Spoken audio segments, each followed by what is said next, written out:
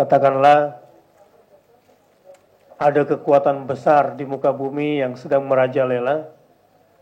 Kelompok lama sejak abad 19 dan abad 20, yaitu kelompok Eropa dan Amerika, dengan kekuatan kapitalismenya.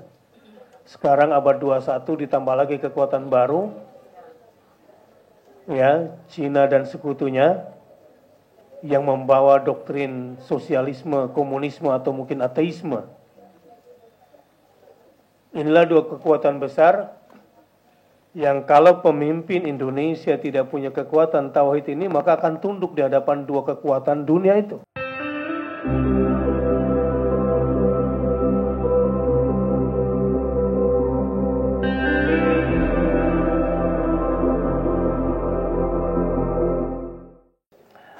Qulillahumma malikal mulk adalah sebuah ungkapan dari seorang hamba yang seharusnya senantiasa diutarakan.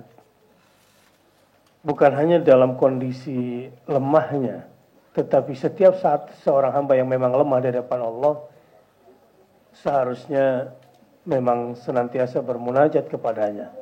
Dan yang lebih penting lagi adalah bahwa Allah sendiri yang mengajarkannya kepada kita di surah Ali Imran ini.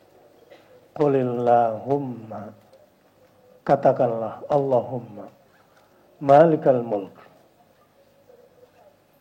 Malikal mulk.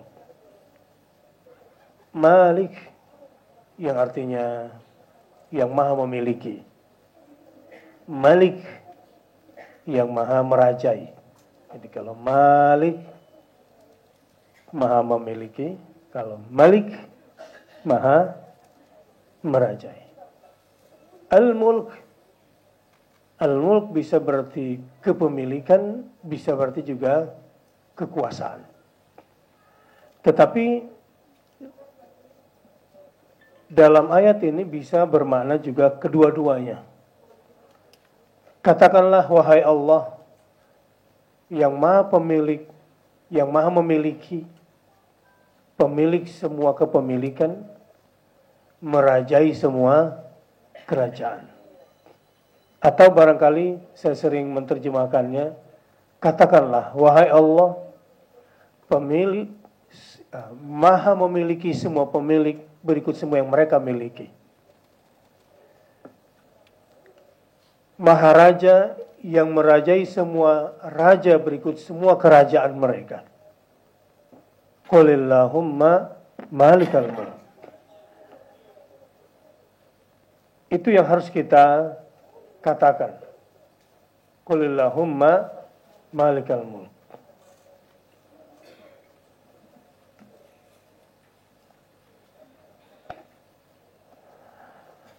Tu'til mulka man tasha.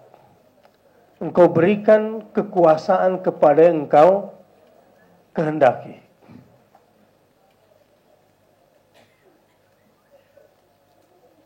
Jadi Allah yang maha berkehendak ini dikaitkan dengan yang maha berkuasa. Jadi kombinasi keduanya, Qulillahumma malikal mulk tu'til mulka man tasha. Jadi dia yang maha berkuasa sekaligus maha merajai sekaligus maha memiliki. Kita kan biasanya memiliki tapi tidak menguasai, betul nggak? Atau menjadi penguasa tapi tidak menjadi pemilik, begitu ya? Siapa penguasa Indonesia sekarang?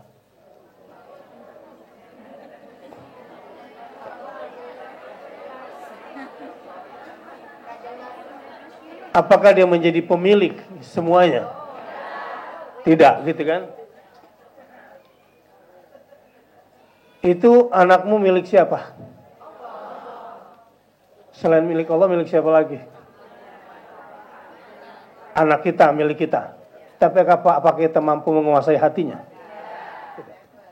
Itu ya. Allah Subhanahu wa Ta'ala itu memiliki sekaligus menguasai. Dan dia maha berkehendak. maha berkehendak. Dia bisa memberikan yang dia kehendaki, kekuasaannya kepada yang dia kehendaki, dan dia juga bisa mencabut kekuasaan dari yang dia kehendaki. Disinilah kebahagiaan kita punya Allah sebagai Malikul Mulk. Bayangkan kalau Tuhan kita tidak punya kekuatan itu. Dan bersyukurnya bahwa dialah satu-satunya. Tidak ada Tuhan lain bersama dia yang punya kekuasaan yang sama. Maka dari sini kita bisa mengambil sebuah sikap, bersyukurlah, beruntunglah orang-orang yang mentauhidkan Allah sebagai satu-satunya pemilik dan penguasa jagat raya ini. Sehingga di hadapan dia, semua ya selain Allah Subhanahu wa Ta'ala adalah pengontrak di dunia ini. Tidak ada penguasa di dunia ini.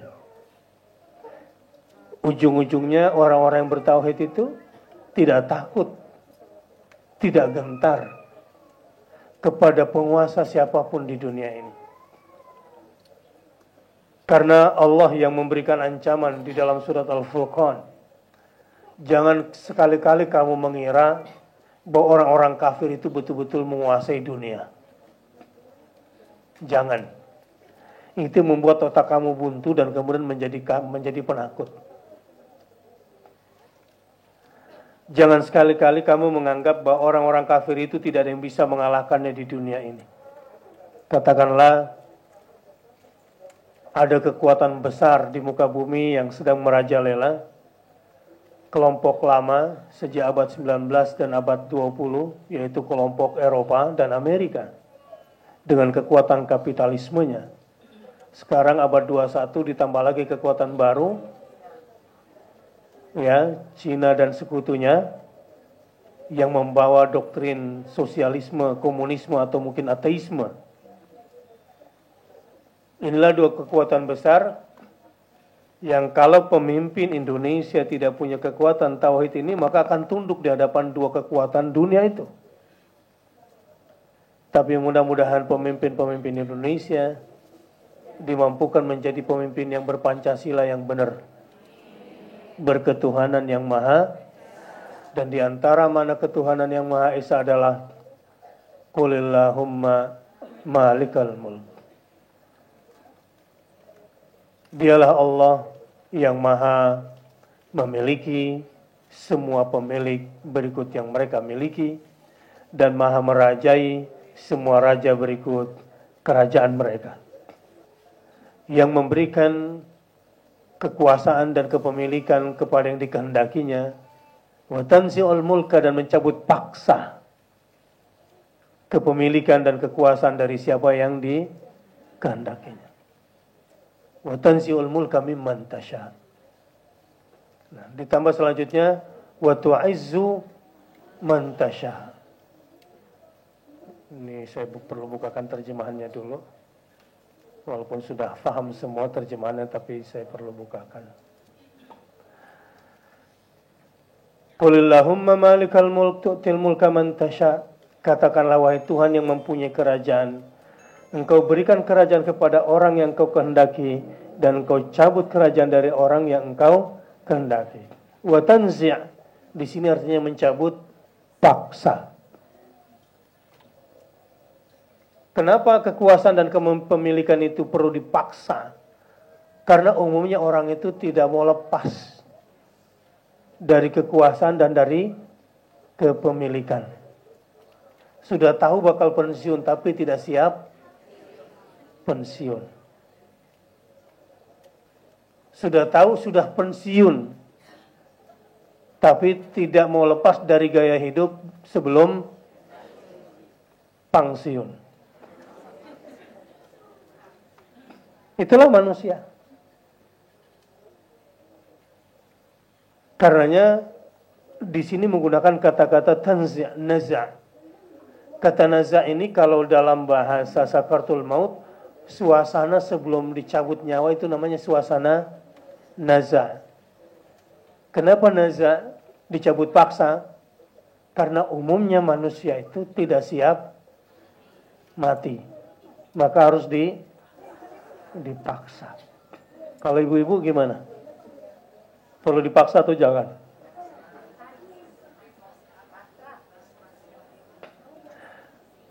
Ya umumnya.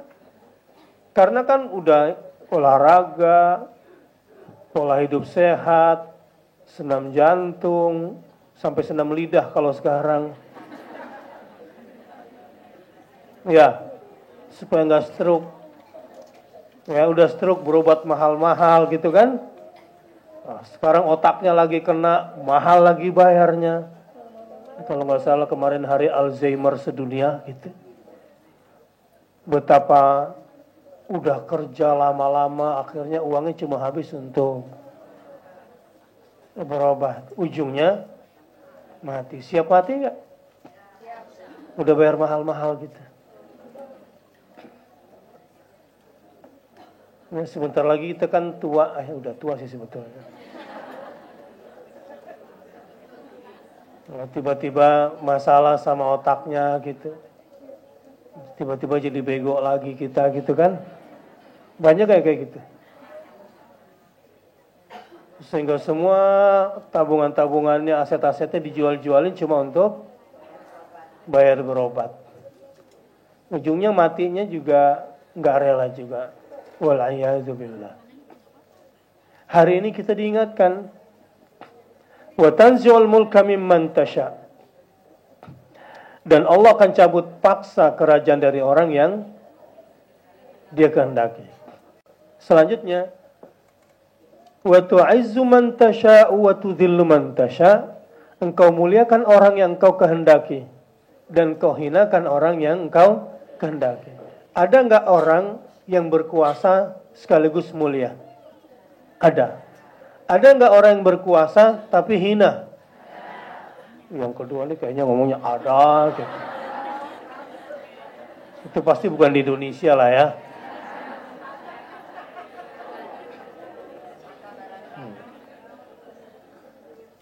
Wa tu'izzu man tasha. Dan engkau muliakan izzah. Engkau muliakan orang-orang yang kau kehendaki dengan kekuasaan dan kepemilikannya. Ada enggak orang kaya tapi terpuji? Ada enggak orang kaya tapi terhina? Kita yang mana? Enggak dua-duanya mungkin.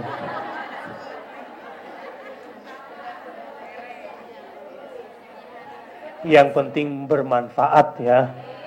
Itu sekalian. Yang penting bermanfaat. Buat apa cantik, kaya, keren tapi kurang manfaat. Yang penting kayak ibu-ibu di sini. Cantik nggak? Kaya nggak? Manfaat nggak? Pede banget loh.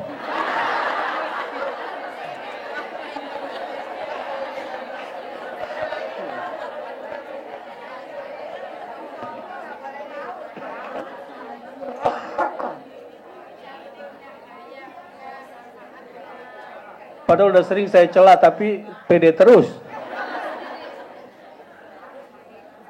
Ini kelebihan pada pedenya nih.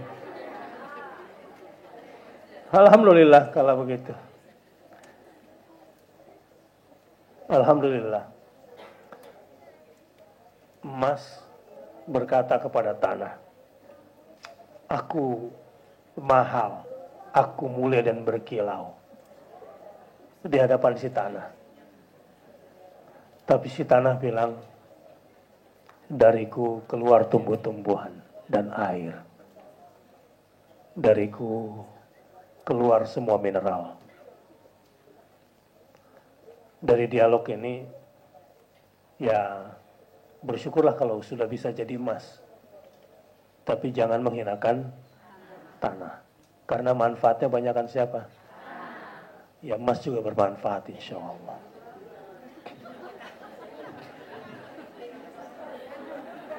Tetapi jangan sombong. Ibu-ibu mau jadi emas atau jadi tanah?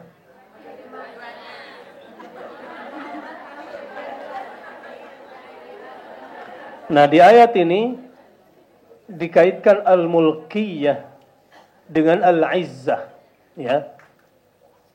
Al-mulkiyah dengan al-izzah. Ada orang yang diberikan kekuasaan sekaligus kemuliaan. Ada orang yang diberikan kekuasaan tapi tidak diberikan kemuliaan. Boleh juga sebaliknya, diberikan kemuliaan tapi tidak diberikan kekuasaan.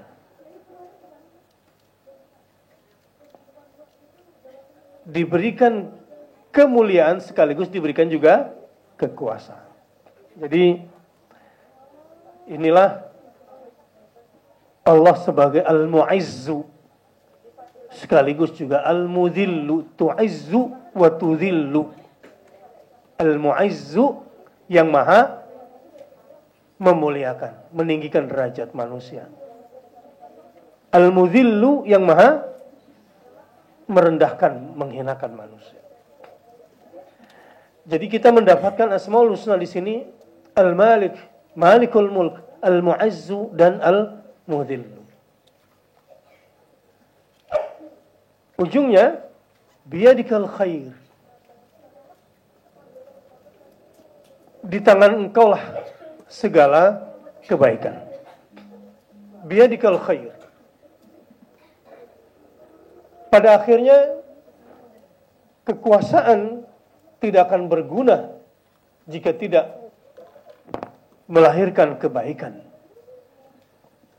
Begitu juga kemuliaan tidak ada gunanya kalau tidak melahirkan kebaikan. Allah Subhanahu wa taala bukan cuma Malikul Mulk, bukan cuma Mu'izzul Mudhillu, tapi pada akhirnya dialah yang di dalam genggamannya biyadikal khair. Innaka ala kulli syai'in. Allahu Akbar.